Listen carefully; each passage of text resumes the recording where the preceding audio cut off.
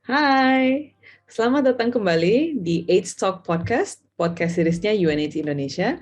Tentunya masih ada kita berdua, ada saya, Ingrid Silalahi, Communications and Demand Creation Consultant di UNAIDS Indonesia, dan ada rekan saya, Ari Dewianti, Campaign Consultant dari UNAIDS Indonesia. Nah, Ingrid, hari ini topik kita sangat spesial. Jadi kita akan mengangkat topik Safe Sex 101. Jadi dari judulnya itu kayaknya kita akan bahas tentang seks, seksualitas gitu kan. Jadi kita akan mengupas tuntas sebenarnya seperti apa sih perilaku seksual dari masyarakat kita di era digital atau di era yang lagi modern banget nih. Terus juga kita akan bahas tentang kenapa penting ya untuk kita untuk menerapkan yang namanya sexual health, safety, dan juga security. Dan yang terakhir juga kita akan mengulas tentang strategi gimana caranya untuk mengatasi hambatan yang terjadi ketika kita nih mau mengaplikasikan yang namanya safe sex itu sendiri. Nah, hari ini kita sudah mengundang dua narasumber yang sangat luar biasa, dan aku juga sangat nggak sabar banget nih buat melihat diskusi mereka hari ini. Mungkin kita bisa kasih tahu dulu nih, siapa narasumber pertama kita. Ya, narasumber pertama kita adalah tamu very special, yaitu Kak Allegra Walter, atau sebenarnya karena dia seorang dokter, Dr. Allegra Walter. Ale adalah seorang dokter yang juga merupakan herself, she is a transgender woman, dan udah mempunyai pengalaman selama 5 tahun dalam berbagai posisi leadership di bidang medicine, advokasi komunitas, kesehatan, teknologi, research, dan juga pendidikan. Saat ini Ale adalah Head of Partnerships Engagement di Docwity Indonesia, yaitu sebuah startup di bidang kesehatan, dan dia juga adalah seorang GP, dokter GP di Angsa Merah Klinik, dan chairperson di Suara Kita Advisory Board. Jadi dia merupakan bagian dari komunitas juga, tapi juga dari layanan kesehatan gitu ya. Jadi Ale ini bukan hanya mempunyai bekerja di bidang ini, tapi juga sebenarnya udah menjadi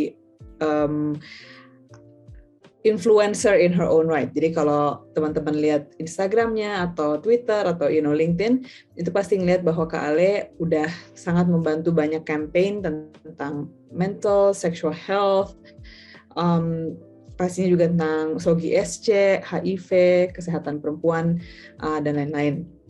Juga sebenarnya udah pernah kerja sama juga dengan UNAIDS beberapa bulan lalu, bekerja sama kita di campaign See Me As I Am, yang sebenarnya videonya ada di YouTube-nya UNAIDS Global. Jadi kalau belum sempat lihat, mungkin bisa nonton untuk get to know Allegra more as a person. Tapi selain Allegra, we also have a very special co-host untuk podcast kali ini. Maybe Ari bisa introduce our other co-host. Yes, jadi selain ada Dr. Allegra, kita juga sudah mengundang Dr. Bagus Rahmat Prabowo, atau kita akrab dengan sapaan Dr. Bagus. Dr. Bagus adalah Prevention Technical Officer di UNAIDS Indonesia sejak 2018, jadi udah lama banget sampai sekarang. Lalu juga beliau bergelar Master of Science di Institute of Tropical Medicine Antwerp, Belgium. Selain itu juga beliau ada Master Trainer of Public Health di Royal Tropical Institute Amsterdam. Dan Dr. Bagus ini udah sering banget ngikutin workshop baik dari skala nasional maupun internasional dengan membahas beragam isu, Ngrit. Jadi mulai isu PMTCT, terus juga STI training of trainer, terus juga TB HIV, pokoknya banyaklah isunya, tapi memang fokus di isu HIV. Nah, sebelum bekerja di UNAIDS, Dr. Bagus ini juga sebagai National Officer di bagian HIV di WHO. Jadi udah kebayang bagaimana pengalaman Dr. Bagus ini akan dipadankan dengan Dr. Allegra yang sangat influencer sekali, dan kita akan membahas isu yang sangat-sangat menarik, yaitu safe sex itu sendiri. Jadi gimana nih menurut Ingrid? Ya, menurut aku sih kita punya topik yang menarik, dua pembicara yang menarik, so let's not wait any further, kita langsung aja dengerin diskusi antara Ale dan Mas Bagus. Oke, selamat datang Kak Ale. Nah, kita kedatangan Kak Allegra Walter ya. Panggilannya Ale. Kak Ale ini sebenarnya dokter juga ya? Dokter Ale. Dokter juga. Iya. Ini dokter bagus ya. Terima kasih Kak Ale. Iya, mas aja ya. Biar acap. Iya, seperti kakak sendiri. Iya, biar kelihatan muda juga ya kita ya. Oke, Kak Ale ini kita sekarang akan bicara tentang kesehatan seksual ya. Kesehatan seksual itu menarik loh sebetulnya, topiknya banyak hal, baik dimensinya lah ya. Betul. Kesehatan seksual mulai dari aspek reproduksinya, aspek rekreasi juga menarik tuh yang banyak dibahas juga. Dan kali ini kita akan bahas dua itu juga, tapi juga yang paling penting lagi adalah aspek safety-nya. Betul. Nah, aspek safety itu terutama kita bahas tentang safe sex ya. Mungkin kalau kita membahas sebagai bagaimana seks yang aman gitu. Apakah seks yang aman itu artinya berhubungan seks terus dijadiin satpam gitu? Nah, apa yang dikatakan seks yang aman? Gimana kalau menurut Kak Ali tentang seks yang aman? Seks yang aman sendiri paling simpelnya diartikan sebagai hubungan seks yang bertanggung jawab. Nah, bertanggung jawab ini kan juga tentunya nggak cuma dari satu pihak, tapi pihak yang terlibat siapapun itu. Biasanya sih 2 orang, tapi mungkin juga lebih dari 2 sesuai dengan persetujuan konsen dari masing-masing individu. Bertanggung jawab tuh dengan cara apa? Misalnya dengan menggunakan pengaman, itu yang paling simpel. Pengaman baik itu dengan kondom ataupun dental dam. Tapi tentu ada komponen-komponen lain yang juga kita perlu perhatikan ya. Yang paling penting adalah dalam setiap hubungan seksual itu konsen. Nah, di masyarakat Indonesia seringkali kita bilang seks bebas. Nah, itu sebetulnya aku kurang free sex setuju. Iya, free sex. Kalau nggak free berarti artinya berbayar atau dipaksa gitu. Itu kan sesuatu, kalau dipaksa otomatis jadinya rape, pemerkosaan. Kalau suami istri kan juga free sex ya sebetulnya, nggak bayar. Kalau suami istri atau sama suami Kan dasarnya berarti apa kalau suami istri? Konsen. Konsen. Ya. Jadi pengertian free sex itu salah kaprah ya. Betul. Ya. Mungkin karena memang seksualitas itu dianggap tabu ya. Jadi di wrap up nggak boleh nih bebas melakukan hubungan seksual. Tapi kembali lagi sebetulnya ke value dari masing-masing individu tersebut. Ada value-nya yang mungkin agak konservatif. Saya maunya siap ketika nanti menikah itu berhubungan seks, which is okay. Tapi ada juga individu yang sudah aktif mungkin dari dia pacaran atau mungkin sekarang ya di modern world ada juga yang hookup culture gitu, dan ada yang pasangannya lebih dari satu, polyamorous dan sebagainya, which is kembali lagi ke masing-masing individu tersebut, karena kan tidak ada paksaan juga ya untuk berhubungan seksual yang sehat-sehatnya. Jadi kalau dari Kak Ali itu saya tangkap kata kuncinya adalah salah satunya adalah konsen ya. Betul. Jadi meskipun misalnya contoh ada pasangan yang resmi, yang legal menikah begitu, tapi salah satunya nggak konsen. Nah gimana tuh? Nah itu sebetulnya ada marital rape yang kita kenal. Itu juga sebetulnya sesuatu yang kadang agak problematik, karena beberapa individu mungkin menganggap bahwa kalau sudah menikah berarti bisa bebas. Kalau istri itu milik saya, jadi ada sense of ownership. Terus sebagai perempuan juga ya saya harus melayani, memuaskan suami saya kan. Pokoknya pasrah gitu. Padahal sebenarnya seks itu kan dimensinya luas ya, nggak cuma terus jebrot terus habis itu udah selesai. Tapi it's about consent, exploration, merasa aman dan nyaman atau enggak, komunikasinya bagaimana. Karena sebetulnya kalau dilakukan dengan sehat bisa membentuk hubungan yang lebih kuat sebetulnya. Iya. Itu yang kadang-kadang dilupakan oleh orang ya. Betul. Bahwa dalam sebuah relasi itu berhubungan seks itu harus nyaman, dua-duanya ya. Karena kita kan bukan robot ya. Bahkan robot juga perlu kenyamanan. Mungkin perlu kenyamanan, kalau punya consciousness. Kalau punya consciousness pasti dia nggak mau dong itu dipaksa ya. Betul. Jadi ingat ya, kalau walaupun suami istri tapi secara legal married mereka, tapi belum tentu ya, dia harus memerlukan pasangannya sesuai dengan konsep. Contoh misalnya yang paling mudah ya, misalnya istrinya sedang menstruasi, suaminya memaksakan harus gitu ya, tetap juga nggak bisa ya. Bahkan mungkin pernah dengar nih ada salah satu konten YouTube yang terkenal juga nih, yang katanya yang dengan pengacara kondang itu, yang katanya dia sebetulnya cerai gara-gara dia dipaksa sehari 20 kali sampai misalnya situ katanya cerai gitu. Itu sebetulnya nggak sehat juga ya, karena tidak terjadi hubungan seks yang saling menguntungkan gitu di situ. Betul. Sangat setuju sekali. Makanya elemen konsen itu kan sebetulnya salah satu komponen utama. Dari safe sex itu seringkali kita melihat hanya ya udah pakai kondom, tapi sebetulnya kan banyak dimensi lain yang berperan di sana, dimensi konsennya, kemudian juga itu kan lebih nyambung ke sexual health. It's not only sexual health, sangat related dengan mental health, karena apapun yang berhubungan dengan antar manusia, it's relationship, it's part of our mental process as well.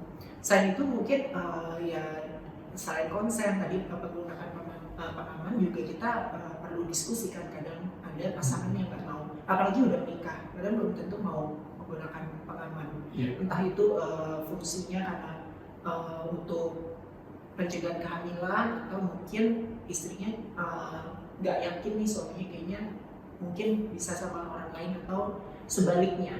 Nah itu kan sebetulnya sesuatu yang perlu dikomunikasikan dengan jelas. Selain itu sih yang perlu kita highlight juga, tadi mungkin birth control method juga perlu jadi bagian dari tanggung jawab ya. Kalau kita bicara tanggung jawab, kan dari hubungan seks, basic biology ada kemungkinan untuk adanya kehamilan. Nah itu birth control juga bermacam-macam tadi, yang dengan IUD, dengan pil, dan opsinya sebetulnya banyak, dan yang paling simpel sebetulnya penggunaan kondom tadi. Tapi kan harus konsen ya, maksudnya nggak bisa dipaksa ya, ayo kamu harus pakai IUD misalnya. Betul. Kenapa kok pakai IUD? Ya soalnya saya nggak mau pakai kondom sama gitu kan. Ya, dan mungkin kalau rekan-rekan iseng-iseng coba Google lah undang-undang TPKS yang baru, karena memang sudah jauh lebih luas pengertian dari kekerasan seksual itu apa ya, termasuk pemaksaan. Tadi bisa pemaksaan pengguguran kan juga beberapa kali ini sempat viral, kemudian dari pemaksaan dalam pernikahan, yang dulunya mungkin pengertiannya aku ingat banget ketika dijelaskan di siklus forensik gitu ya, bahwa pemerkosaan itu harus penis masuk ke dalam vagina, dan harus ada beberapa ininya lah, bukti pemberontakan, bukti ada laserasi misalnya, ada pemberontakan. Padahal belum tentu harus penis ketemu vagina ya. Betul. Dan kadang orang juga nggak sensitif menanyakan dalam sistem hukum itu, kan dia bisa seorang survivor atau korban ditanyakan berulang-ulang hal yang sama, it's creating more trauma sebetulnya. Dan selain itu juga kita mengenal respon orang, kan ada yang fight or flight kan, tapi ada juga yang bisa dia freezing ketika cuek aja gitu, mengalami kekerasan. Jadi freeze ya udah kayak bukan pasrah juga ya, tapi apa ya, mendiamkan barangkali ya. Iya, mungkin itu lebih ke ini ya, ketika dia mengalami trauma, dia shock, akhirnya dia freeze, dan they try to separate their mind from their body. That's mungkin yang aku sering dengar ya, pengalaman seperti itu. Jadi kayak tubuhnya sakit dalam tanda kutip di sini, tapi their mind they try to separate it untuk it's part of their defense mechanism juga sebetulnya. Selain itu ada yang juga found, misalnya dia berusaha untuk memuaskan, nurut aja gitu, karena ya gimana nggak nurut kalau dipaksa pakai benda tajam gitu misalnya, atau dipaksa untuk disakiti. Nah itu juga sebetulnya hal-hal yang nggak bisa kita pukul rata ya dengan mungkin perspektif yang agak lama. Jadi kita sebetulnya memang perlu update terus apa itu kekerasan seksual, konsen dan lain-lain. Jadi kalau kita bicara safe sex itu sebetulnya bukan hanya dari kaitannya terhadap aman terhadap infeksi menular seksual, aman terhadap HIV, tapi juga keamanan kesehatan mental kita ya sebagai seseorang yang aktif melakukan aktivitas seksual. Betul. Nah, jadi jangan hanya melihat dari aspek, saya nggak akan kena IMS kok, gitu, saya nggak kena HIV, saya nggak akan kena sifilis atau GO, gitu. Tapi juga ada aspek lain yang ternyata lebih besar ya dari itu ya. Aspek kesehatan mental itu justru berdampak terbesar, tapi jarang dieksplor ya di kita, dan jarang dibicarakan. Karena memang di kita tuh dianggap seks itu kan suatu yang tabu ya, jangan dibicarakan deh. Kalau kamu punya masalah di kesehatan seksualmu ya keep it for yourself gitu, jangan diomongin gitu, simpan aja gitu. Dan seringkali juga kita mendengar banyak keluhan ya dari pasangan yang sudah menikah, dan sebetulnya hal-hal yang dikeluhkan mungkin bisa didiskusikan jauh sebelum pernikahan tersebut. Karena aku notice juga mungkin dari sistem kesehatan seksual reproduksi kita itu aja kadang kata-kata seksual dihapus, jadi kesehatan reproduksi aja, padahal sebetulnya reproduksi kan salah satu faktor yang berperan karena ada seksualitas di dalamnya kan.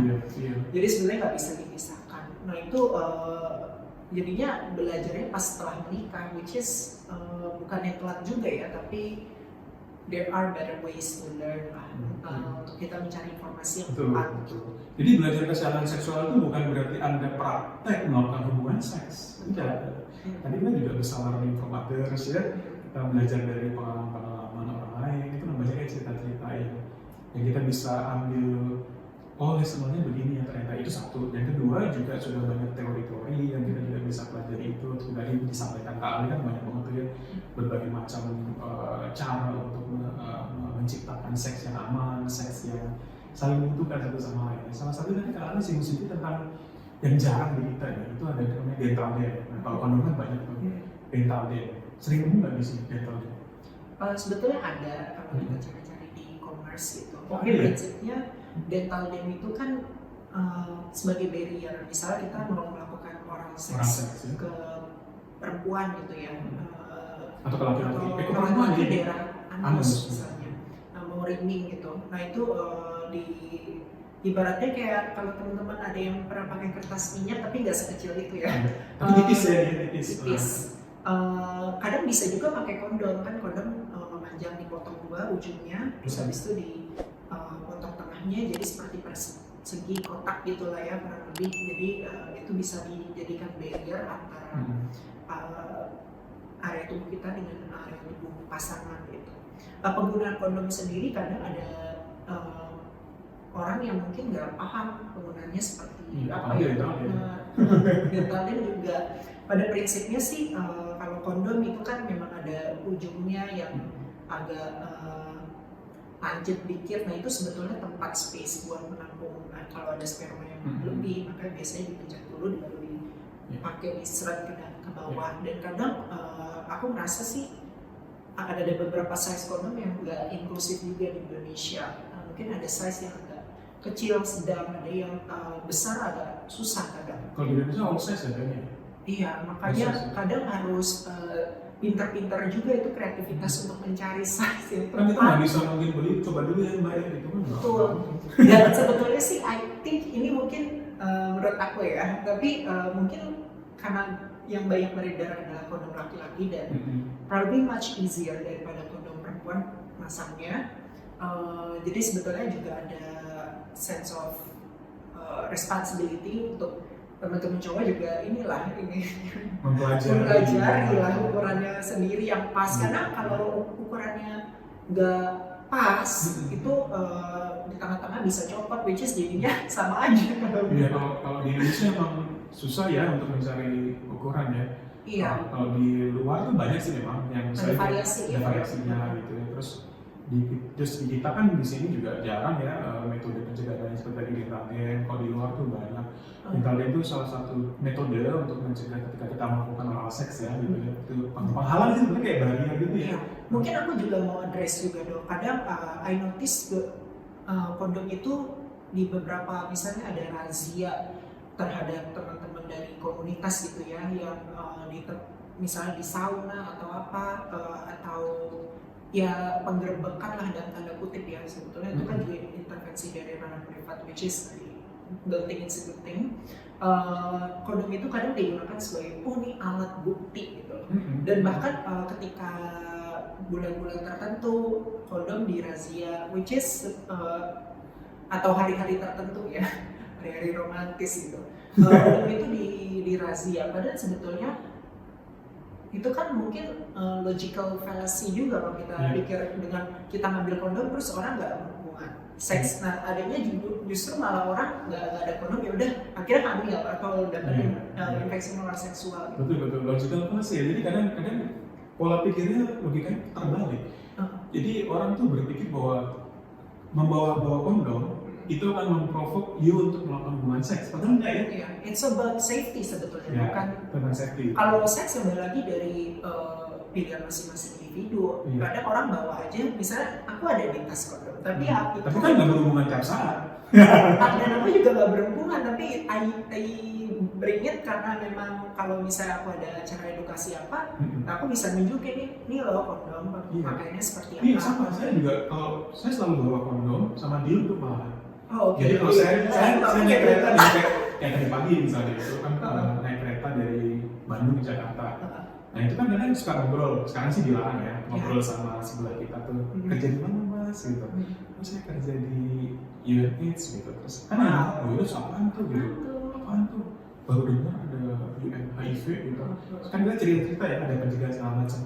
Nah ini saya kasih kondomnya gitu, tahu nggak cara pakainya, ini saya bawa dildo juga loh, dia jadi tahu gitu, oh gitu cara yang sama. padahal umurnya udah bukan anak kecil lagi kan, dan itu baru tahu. Iya, dan dia pikir, oh selama ini saya pikir bukanya pakai gunting. Nah itu kan salah ya, kan kalau digunting bisa belum. Dan itu common sense, maksudnya common knowledge bagi orang gitu, bahwa kalau buka kondom itu ya kalau mau aman ya kayak buka bungkus mie instan pakai gunting biar rapi gitu, padahal bisa kegunting dalamnya gitu. Itu hal yang sebetulnya kita, kalau kita sebagai edukator itu ya kita harus melakukan itu. Jadi nggak ada hubungannya tuh Kak Ale antara saya bawa kondom terus mana ya saya mau berhubungan seks dengan siapa, ini nggak seperti itu gitu. Jadi kadang tuh itu stigma ya dok. Stigma juga kadang. Sama mungkin aku mau address memang banyak orang yang nggak tahu karena pendidikan seksual reproduksinya kurang. Iya.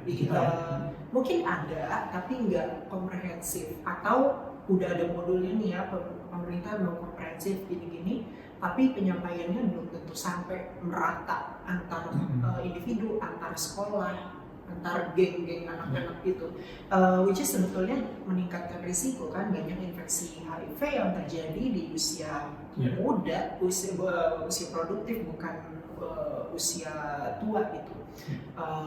Nah itu kan menjadi faktor penting ya untuk kita sebetulnya meng-highlight tentang safe sex sendiri. Ya, tapi sebelum ke pendidikan seks ya misalnya, itu kan tanggung jawab sekolah untuk memberikan pendidikan. Tapi sebetulnya tanggung jawab bersama orang tua juga. Ya, jadi justru sebaliknya sebelum kita memberikan tanggung jawab ke sekolah, orang tua tuh harus dulu tahu ya tentang seks.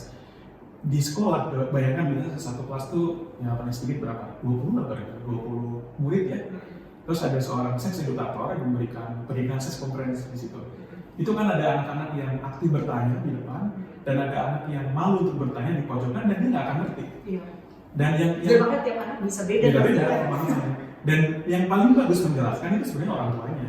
Iya. Orang tuanya itu harus punya kemampuan komprehensif tuh. Nih bagi orang tua nih. Ya. Anda itu harus punya kemampuan komprehensif. Kalau misalnya anak bertanya, biasanya kalau orang tua, karena saya juga punya anak yang teenager nih, anak saya itu ada yang SMA nih sekarang kelas 1. Anak saya yang SMP itu pernah bertanya ke saya tentang orientasi seks. Nah itu gimana cara jelasinnya coba? Itu kita jelasinnya dengan model soal, dengan soal kan digambar ini digambarin loh, saya jelasin hampir 1 jam waktu itu. Ini kayak begini kayak gini. Jadi bahwa seksual itu cair, fluid itu. Betul. Orang bisa jadi homo, ada hetero. Beda-beda. Ya, dan itu orang tua harus tahu. Kenapa orang tua harus tahu? Yang kedua, penyebabnya adalah family value tiap orang itu beda-beda kan ya. Betul. Nggak bisa disamakan dong gitu bahwa family value itu harus sama itu. Mungkin saja ada keluarga yang saya nggak setuju dengan LGBT misalnya gitu. Itu family value tiap orang. Tetapi kan ada value yang harus kita yakini bersama, misalnya bahwa kita nggak setuju dengan LGBT, tapi kalau ada kawan kita yang punya orientasi berbeda ya jangan distigma, tetap harus dikawanin. Nah itu harusnya basic knowledge yang harus orang tua paham gitu. Ini kan enggak ya? Iya, karena sebetulnya yang mungkin manusia it's more emotional creature daripada logical ya. Karena kalau kita melihat sesuatu yang berbeda pasti nggak mau, apalagi kata-kata setuju nggak setuju itu sesuatu yang sebetulnya mengkotak-kotakan karena mau kita setuju atau enggak, that's not your life gitu. Jadi lebih karakter ininya sih respect sih, menghargai orang lain. Karena aku sering kali ada teman-teman gue yang udah jadi orang tua juga, mereka selalu highlight respect. Ini orang ini berbeda. Nggak apa-apa, berbeda gitu. Dan misalnya ada anak-anak pernah nanya ke aku dulu ya, are you a boy or are you a girl? Aku selalu jelasin, I was born a boy misalnya, I was assigned a boy at birth, but I don't feel happy, so I feel more woman inside. Nah itu kan sesuatu, abis itu dia main lagi, itu kan jadinya bukan LGBT terus anaknya langsung balik lagi, jadi terus mau dandan juga besok gitu kan nggak seperti itu. Ini bukan SARS-CoV-2 ya yang menular gitu. Nggak bisa menular juga. Karena sebetulnya at the same time we are constantly being challenged terhadap perspektif-perspektif baru. Apa itu gender, konstruksi sosial dan lainnya? Apa itu sexual fluidity? Karena sebetulnya mungkin setiap orang ada fluidity-nya masing-masing, hanya beda levelnya aja. Betul sekali. Jadi memang orang kita tuh secara nalurinya kali ya, yang manusia, yang kelompok manusia yang tidak terbelah itu suka mengkotak-kotakan. Kalau kita bicara orang tua, mungkin kadang they have their own values, tapi they instill it to their child. Karena sebetulnya aku percaya tiap orang punya tipe parenting yang berbeda, tapi kalau yang mungkin lebih open minded, dia bisa, oh ini ada anak nanya, datang ke orang tuanya bertanya, mah ini misalnya dia nunjuk ke penisnya gitu, ini buat apa? Nah kalau orang tua yang dia PR-nya belum selesai, kamu pegang-pegang jangan pegang, terus akhirnya ada trauma. Dia bukan begitu, dia bilang jangan pegang burung. Nah ya itu juga burung kan. Nanti dia anaknya nggak ngerti burung yang mana, makanya sebutlah penis, sebutlah vagina, klitoris, apa vulva dan lainnya. Buasa karena sekutu. Iya, karena itu kan bahasa biologis ya. Betul. Bukan bahasa jorok. Justru kalau yang jorok itu yang kalau dipersonifikasikan sebagai lain, nama-nama lain gitu. Ya tiap daerah beda-beda ya. Tapi kenapa kita nggak pakai bahasa biologi aja? Itu bahasa general yang harus kita tahu. Karena nanti anak jadi merasa dibohongi. Jadi kan dari kecil dia diajarin, kalau pipis dipegang burungnya gitu. Tapi nanti di pelajaran biologi misalnya di yang kelas 3 SD barangkali. Ini kata bapak saya burung, itu penis gitu, berarti bapak saya bohong ya. Nanti lain kali kalau ada masalah kesehatan reproduksi, kamu nanya sama bapak saya nanya ke YouTube aja, ke YouTube. Di YouTube ketemunya sama cara yang aneh-aneh gitu, jadi pemahamannya ngaco gitu. Itu adik kita ya.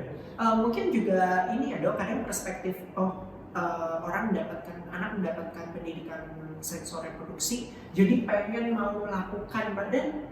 Ya kita juga ngerti lah ya pemikiran anak usia SMP, SMA. Justru sebetulnya dari riset menunjukkan bahwa ketika seseorang itu mendapatkan pendidikan yang komprehensif, dia menjadi lebih aware, lebih aman ya? Lebih aman dan bisa memutuskan saya udah siap atau belum. Betul. Jadi bukan penasaran nyari-nyari sebagai ini kayak seks itu hewan apa sih, tapi lebih kepada I know what it is and I felt like mungkin aku belum siap ke tahap sana. Mungkin kalau aku udah gede gitu, jadi sama suamiku atau istriku atau sama pacarku. Jadi kembali lagi ke seks ya.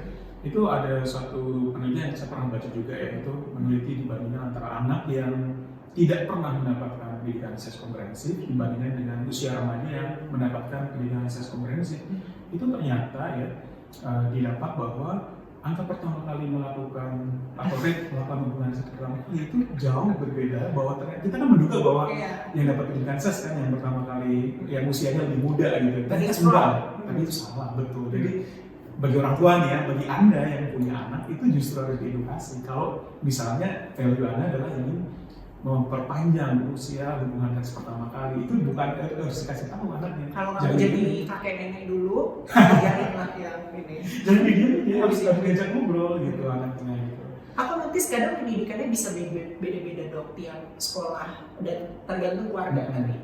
Karena aku notice di beberapa sekolah yang mungkin lebih general, negeri, anaknya aja udah banyak banget. Kadang nggak ke susah gitu. Jadi angkatan ratusan ya. Iya, harusnya kan mungkin ini perlu ruangan yang tenang, dia perlu paham. Kelasnya juga mungkin 20-an gitu, nggak sampai 50-60 itu kan teriak-teriak gitu. Mereka juga gurunya lupa panas, dan lain-lain. Kamu bagus yang kemarin bolos kan? Enggak, Bu, saya nggak pernah bolos. Oh itu bagus yang lain, maaf. Lanjut di stigma dulu. Nah itu sebenarnya tantangan dari sistemnya. Iya. Ini kan kita sekarang memasuki era ini digital ya, di mana semua hal itu sekarang berevolusi ke digital. Termasuk juga perilaku seks itu sekarang agak-agak pindah juga ke digital. Jadi kalau sekarang di zaman sekarang, bukan zaman sekarang, mungkin sudah dimulai semenjak 10 atau 15 tahun yang lalu ya, bahwa kalau dulu itu mencari pasangan seks dalam tanda kutip ya, misalnya mau ke lokalisasi gitu ya, bar gitu ya. Tapi kan semenjak era internet 4.0 gitu ya. Era internet yang sekarang itu kan ada interaksi antara kita dengan gadget kan, itu ada interaksi itu jadi semakin mudah gitu kalau mau mencari pasangan seks dalam tanda kutip ya, pasangan dalam konteks apapun. Nah itu menurut Kak Alexa gimana? Alexa, sorry saya sering ya, untuk Kak Alexa. Iya. Kalau kita bicara soal digitalisasi, aku rasa nggak cuma dari dunia seksualitas aja ya, tapi dari in all of our aspects in life, mulai dari media sosial terutama Instagram, Facebook, Snapchat, terus online dating yang banyak, Tinder, Bumble, OkCupid dan lainnya. Itu banyak saya baru tahu loh. Jangan ini kan monogamus. Nah sebetulnya kalau kita bicara memang banyak ya yang beralih ke arah online, dan sebetulnya juga it is part of the process lah, di mana digital pasti orang juga akan beralih ke digital. Meskipun sebetulnya tidak memungkiri bahwa yang online ini kan tujuan akhirnya, harapannya adalah koneksi antar manusia. Mempermudah koneksi ya. Betul. Jadi sometimes kita lihat mungkin kalau online dating is only one swipe away. Yaudah kalau nggak lalu sama orang lain. Jadi kadang adalah meng-create stres tertentu ya. Apakah kemudian perubahan dari menjadi online ini membuat orang menjadi tidak bertanggung jawab begitu? Karena inti dari safe sex kan adalah responsibility kan salah satunya. Sebetulnya I haven't read any research yang mengumumkan bahwa karena online ini pasti ini ya tidak bertanggung jawab.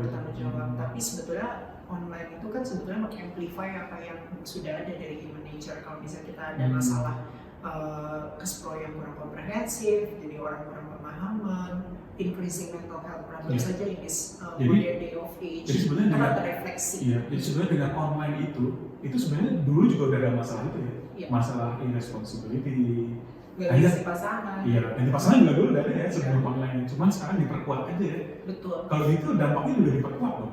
Dampak negatif misalnya itu diperkuat juga dengan online. Nah, risetnya sebetulnya aku belum baca ke arah sana, tapi yang paling penting adalah kalau kita bicara online, it's all about ini ya, responsibility as well. Ketika kita online dating kan kita ketemu orang yang baru yang kita nggak tahu. Try to get to know that person as good as possible, dan kembali lagi kadang kalau kita mikir itu online orang bisa nggak bertanggung jawab, tapi kan sebenarnya nggak juga, kan tetap ada manusia itu di ujung sana gitu ya. Bukan berhubungan seks dengan gadget ya, dengan manusia juga ini.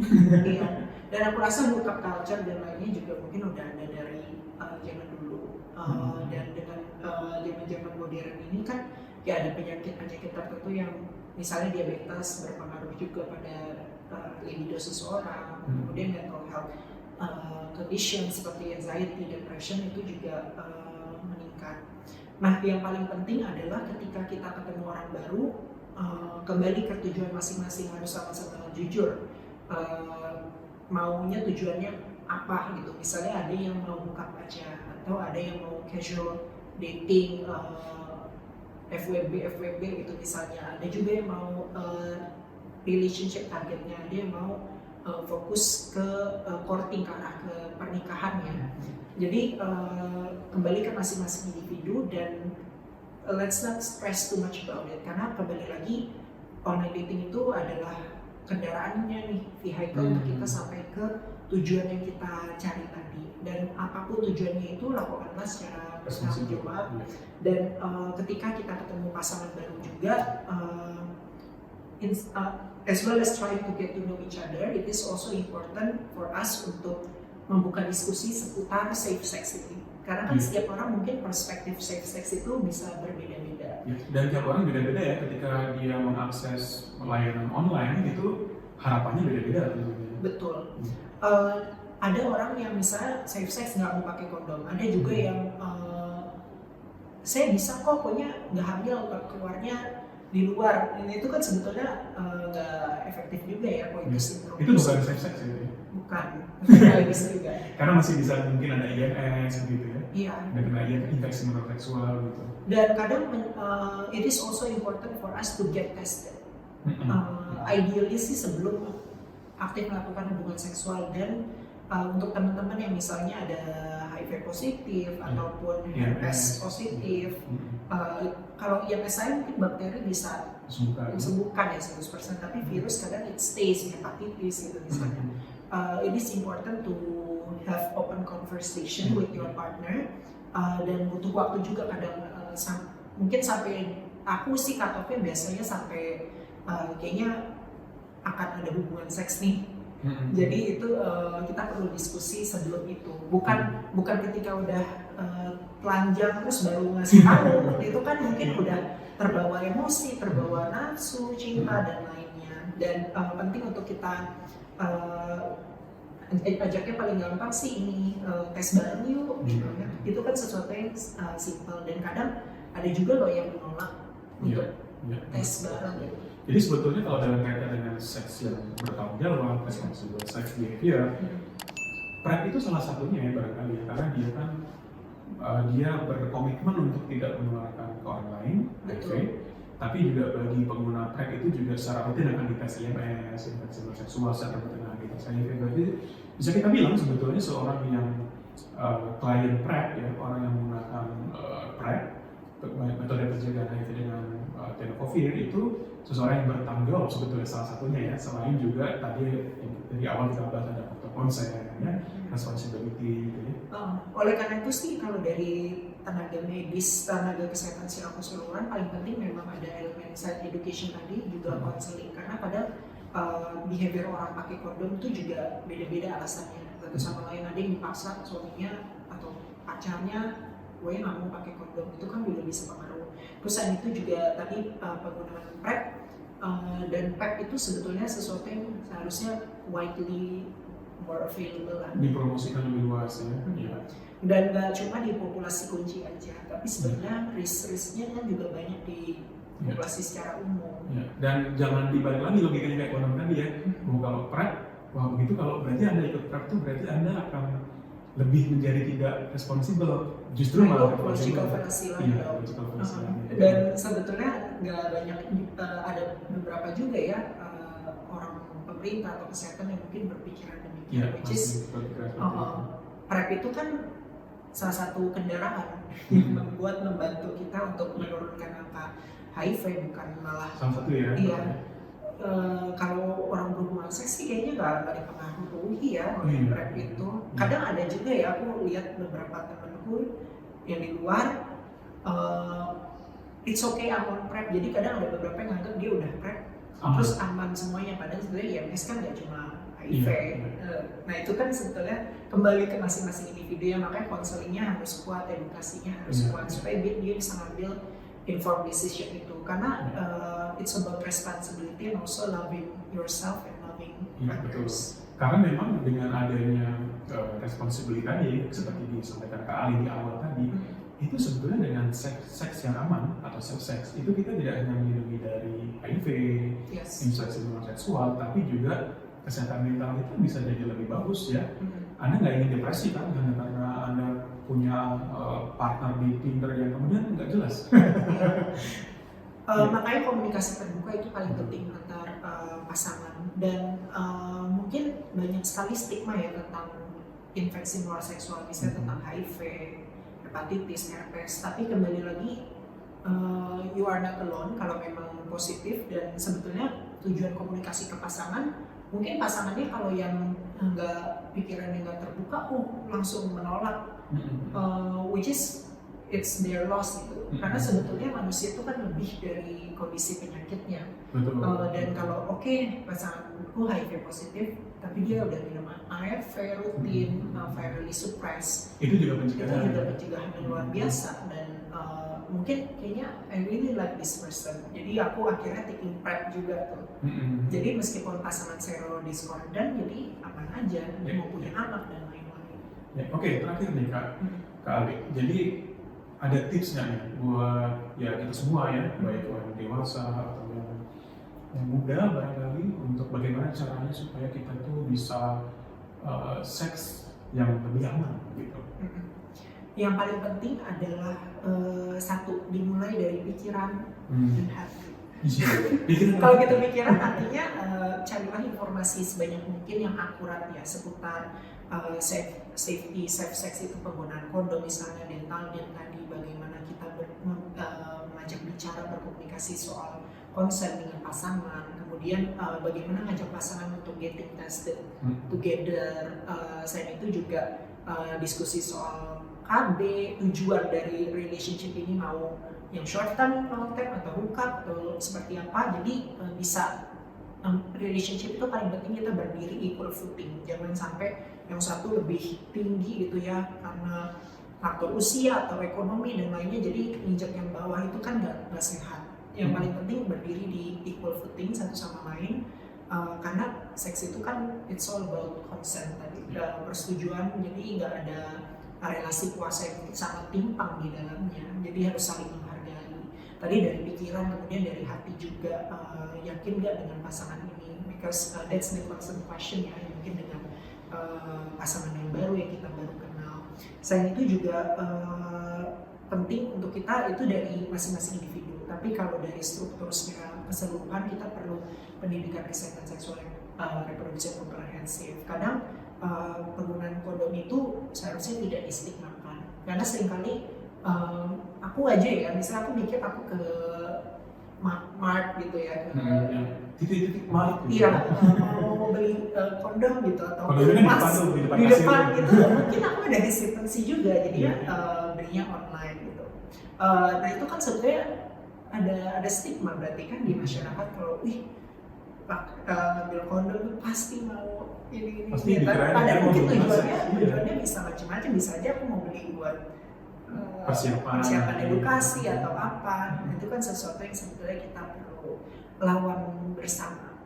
Karena kembali lagi seksualitas manusia itu akan selalu ada karena kita lahir di dunia ini karena because our parents had sex. Dari hubungan seks juga ya. Dari hubungan seks. Dan pasti safe sex kan, buktinya bisa muncul kita sehat walafiat ini tanpa kondisi tertentu. Nah, oleh karena itu penting lah. Kalau ada teman-teman yang mungkin ada kendala mau cari informasi, carilah informasi yang tepat. Seperti misalnya UNAIDS, banyak kampanyenya, dan juga kampanye-kampanye lain di Indonesia yang sudah jauh lebih inklusif, baik itu berbahasa Indonesia maupun Inggris. Ya, oke. Itu tips dari Kak Ale ya, bukan berarti yang kan ada juga yang unfortunate, misalnya seorang anak yang lahir dengan kondisi tidak sempurna, itu bukan berarti orang tuanya tidak safe sex ya.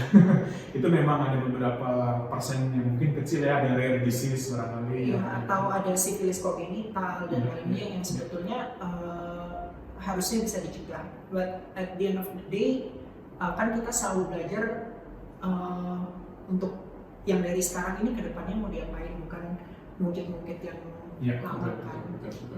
Ya, itu tadi obrolan saya Bagus Rahmat dengan Kak Ale. Kita ngobrolin tentang seks yang aman, safe sex, terus bagaimana tips-tipsnya supaya Anda itu bisa aman ketika melakukan hubungan seks. Aman buat siapa? Aman buat Anda, aman buat pasangan, dan juga aman buat keluarga Anda. Bertanggung jawab dan penuh cinta.